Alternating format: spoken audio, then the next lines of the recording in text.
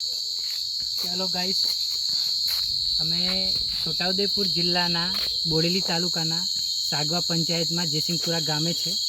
તમે જુઓ કે અહીંયા લાઇટ જ નહીં. જુઓ, ચાલો બસ આ રસ્તો છે. સરપંચ સાહેબને અમે કીધું છે, તે પણ એ કરતા નથી. અહીંના લોકોને કેવી પરિસ્થિતિથી ગુજરવું પડે છે. આજે અમે અહીંયા આવ્યા તો અમને ખબર પડી.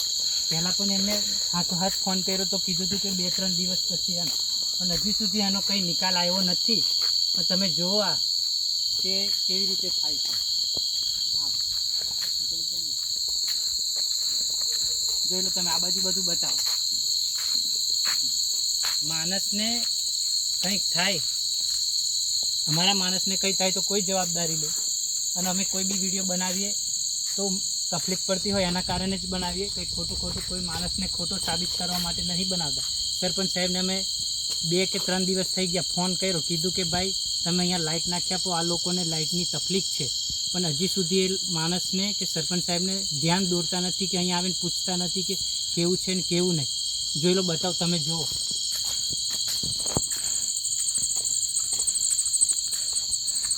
અને અહીંયા કંઈ બી થઈ જાય એના ડુંગર વિસ્તાર એટલે અમારે તકલીફ પડે, કેમ કે અમારે આવી રીતે જ કહેવું પડે કોઈને બી.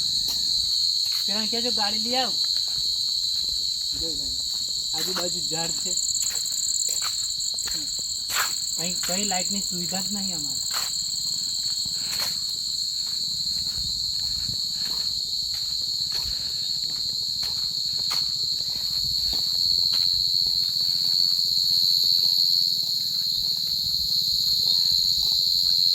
અહીંયા થાંભલો છે પણ લાઇટ હજુ નાખી નથી.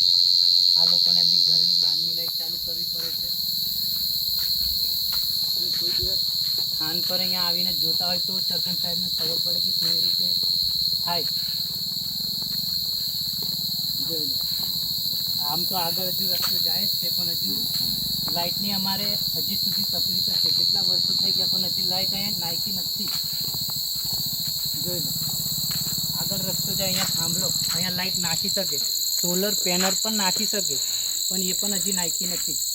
અમારે લોકોને આવી તકલીફો એ કરવાની. નાની મોટી સમસ્યા હોય, વધારે નહીં, પણ લાઇટની સમસ્યા તો દૂર કરી શકે ને. અમે વધારે માંગતા નહીં, પણ આવી તકલીફ, આવી રાતમાં કોઈ માણસ બહાર નીકળવા પણ ડરે.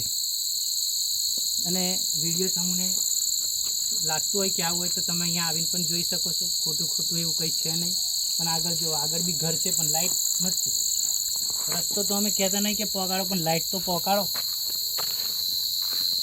જે આગળ સુધી ઘર છે, અને હજુ સુધી અમને એવું આશ્વાસન કોઈ આપી શક્યું નહીં. અહીંયા થાંભલા છે, પણ અહીંયા થાંભલામાં પણ લાઇટ એ કરી શકતા નહીં.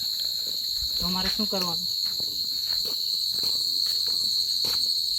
હે, બોલી દો વળી કાકી, અમારે આવી તકલીફ પડે એમ કરી હું.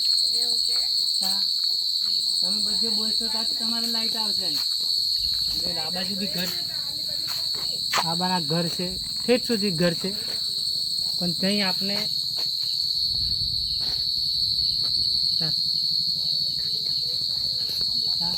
અમારી બહેનોને રાતે તકલીફ પડે. મારી અહીં આપણે કોઈ દેખવું નહીં. તમને કે રાતે અહીં તકલીફ પડે કે નહીં? તમને રાતે તકલીફ પડે ને, હંગાની પડે. કેટલા ટાઈમથી લાઈટો નહીં? લાઈટ તો આપણે તેનેથી નીકળી જાય. સરપંચને દેખાતું નહીં. વોટ લેવાતા આપણે ત્યાં આવે ને, જ્યારે લાઈટોની જરૂરત પડે ત્યાં નહીં. લોકો કોમની જરૂર હોય તો એવું જ વળી બધા શું કરવાનું. કંઈ વાંધો નહીં, લોકો દેખશે, બીજાને તો ખબર પડશે કે અમારા લોકો આવી રીતે હેરાન થાય. કોઈ દેખવું નહીં યાર, આવ્યું અંધારી રાત હોય. તમે ચિંતા નહીં કરશો, કરીએ એમનું લાઈટનું. હા ને, જોઈ લો તમે. અમે એવું કહેતા નહીં કે અમારા માટે આ જ કરો, પણ કોઈ બી માણસની નાની મોટી સુવિધા તો તમે આપો. અને અમે કંઈક એવું નહીં કહેતા, પણ સરપંચ સાહેબના, એમના વોર્ડ સભ્યને, ઉપલા અધિકારીઓને, સાહેબો, તમને અમે જણાવવા માંગીએ કે તમે ઉપરથી તપાસ કરો કે તમારા કર્મચારીઓ કામ કરે છે કે નહીં કરતા. અમે એવું કોઈને ખોટું નહીં. સરપંચ સાહેબને અમે 2 દિવસથી કીધું કે એમના વોર્ડ સભ્ય નહીં દેખાતું, કે અમારે અહીંયા લાઇટની સમસ્યા છે, કે અમારા લોકોને સમસ્યા છે, એ દૂર કરે. અમે જ્યારે વિડીયો બનાવીએ ત્યારે એમને ખબર પડે કે આવી તકલીફ છે, પણ એ અહીં સ્થાન પર આવીને જોતા નહીં કે પૂછતા નહીં કે આવી તકલીફ છે ભાઈ તમને કે નહીં તકલીફ. આ જો આટલી રાત થઈ ગઈ છે, હજુ આનાથી અંધારું થશે તો કોણ જવાબદાર અને કંઈ થઈ તો? એટલે અમે બધા લોકોને હાથ જોડીને વિનંતી કરું છું કે તમે એટલો શેર કરો કે ઉપર અધિકારી સુધી વાત જાય અને એની કાર્યવાહી અહીંયા થાય, લાઇટો નાખે. અમે એવું નહીં કહેતા કે નહીં નાખતો. તો જોઈએ આ બધા બીજું કંઈ નહીં કહેતા, પણ જે લાઇટ સુવિધા મળવી જોઈએ એ તો કોમન સેન્સ વાત મળવી જ જોઈએ.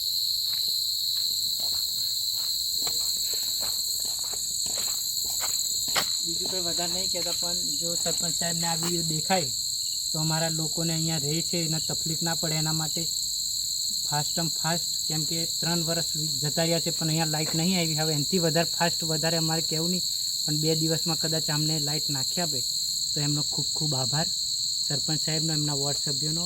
એટલી અમે વિનંતી કરીએ છીએ કે તમે અહીંયા ગામમાં લોકોને આવીને પૂછો કે રાતે કેવો અનુભવ થાય છે. જય હિન્દ, જય ભારત.